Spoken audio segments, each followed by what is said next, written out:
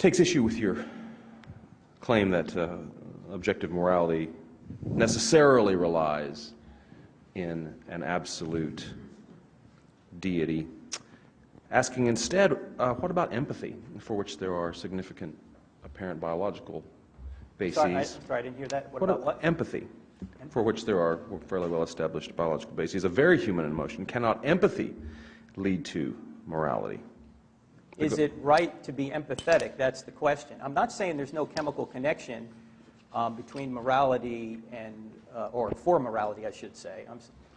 There certainly, when we think, there are chemicals going on. The question is, what is the standard that makes empathy or love right? What is the chemical composition of love? What is how much does justice weigh?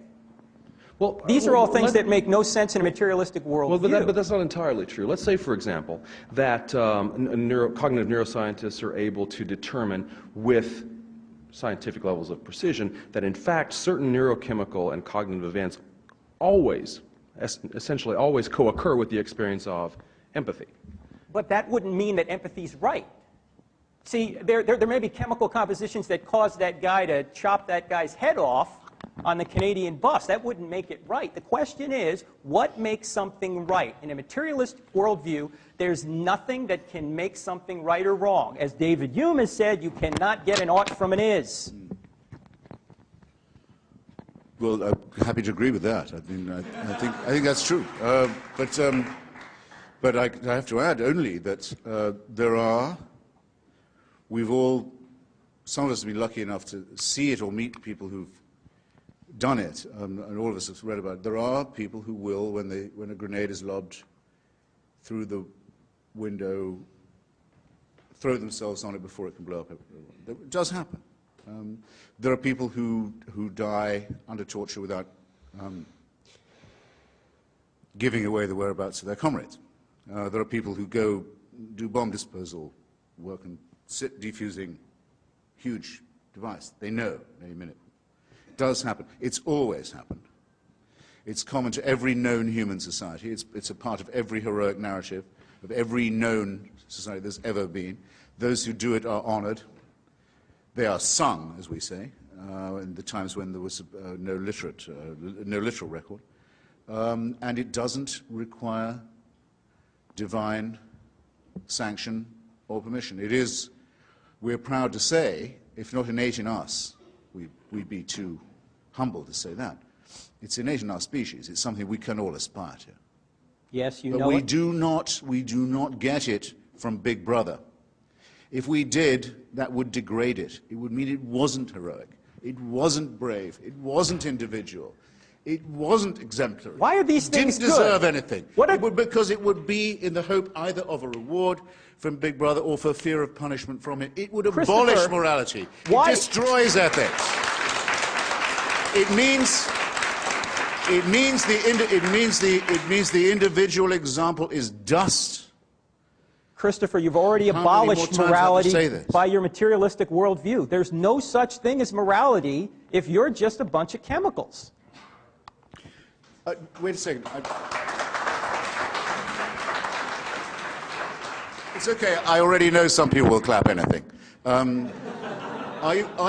Do you mean to say that the human, the body of a mammal, a primate, is not a chemical composition? No, it is. Oh, good. I'm questioning where why do you act as if this has only just been discovered and as if it's a theological point? Because you apparently haven't discovered that. I say that in spite of the, no, I would rather say in spite of the fact that I am a primate, or not, notwithstanding, perhaps I'd better say that I am a primate. Nonetheless, I'm capable of thinking about heroism, self-sacrifice, example, and so forth. Why are all those things good? Don't turn to me and say, how can you say that and be a primate? Why are they good? I'm a primate. I can't alter the fact that I'm a primate. I can conceal it better than some people can. That's the best I can do. Why is You're a primate as well, and you'll have to agree with both of us that it shows. Okay? Let's finish with this, which is the fundamental question, and I think deserves a serious answer. The writer says, gentlemen, I'd venture to say that no one is two words, by the way,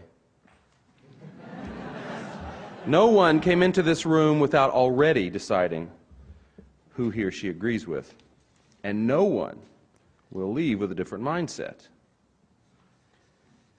What would it take for each of you? What evidence would you need?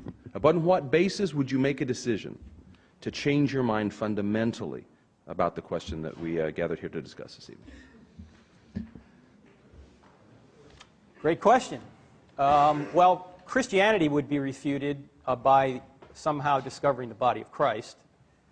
Theism might be, I don't know how you could refute theism if all the scientific evidence somehow changed, if, I don't know how you deal with the morality issue, if the fine-tuning didn't occur, if we could find, if the universe is eternal, it wouldn't need a cause, but all the scientific evidence seems to suggest the universe is eternal, so it needs a cause, and the cause must be immaterial, spaceless, timeless.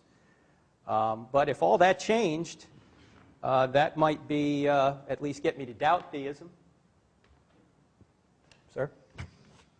In most of the debates, I wish I'd thought of this evening, actually. Oh, God.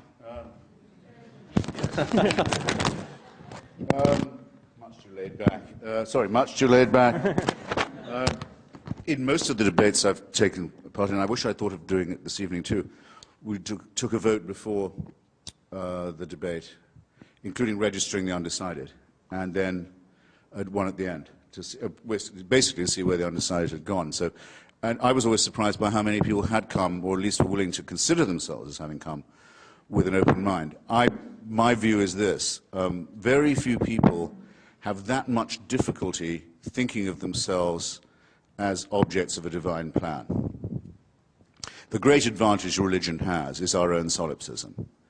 It's the same as people who don't really believe in astrology, but they'll take a quick peek to see what's happening to Taurus today. And if it says, well, might be a good time for a flutter on the stock exchange, not to think, hang on, the planets don't really move to determine my investments, but maybe, it's not impossible, it could all be about me. I think about it quite a lot, actually, because I have the same birthday as Thomas Jefferson, April the 13th. Except that I don't, because he was born under the old calendar. And I think though it says on his tomb he was born on the 13th of April, he was actually born on something like the 25th of April under the old calendar. I've often wondered how the horoscope people managed the transition, the time when everyone had to change which star sign they were. I dare say it got done easily enough. Religion works for most people because to have people, in a sense, horribly do want it to be true, that they are supervised, that God looks out for them, that they might be rewarded or they might be punished. It has this terrible servile advantage. That's why I consider it to be morally superior to be an atheist, to say I would rather live without that ghastly master-slave mentality. And no evidence or no event that could change your commitment to that belief. Well, I can only say that if there was, I'm very relieved to find, having studied what I think of as the best evidence in arguments among physicists, biologists, paleontologists, students of mythology, history, archaeology, and so on, very relieved to find there's no evidence for it at all. If I thought it was true, I would consider myself condemned to live under a tyranny. And I've spent my entire life repudiating that idea and helping, I hope, others to think the same. But there is not a chance, of course. There isn't a single chance that anyone will find that, hey, after all, we can definitely know that a virgin conceived or that a condemned felon walked again. And it's quite absurd for anyone to argue in scientific terms as if any of that is even thinkable. What I don't understand, and I suppose I should close by this, is why anybody should be so contemptuous, I suppose is the word, or so insecure about their own faith as not to call it that. Did you hear him say at any point this evening, this is my faith, I believe it in spite of the evidence to the contrary. I lay my life on it. I believe I'm redeemed by it. I think I will live eternally because... No, he has no confidence to say anything like that. Instead, he tries to mix it up in an area, scientific inquiry, where he's no more competent than, hey, even I am. And that was where he made his big mistake. Thanks.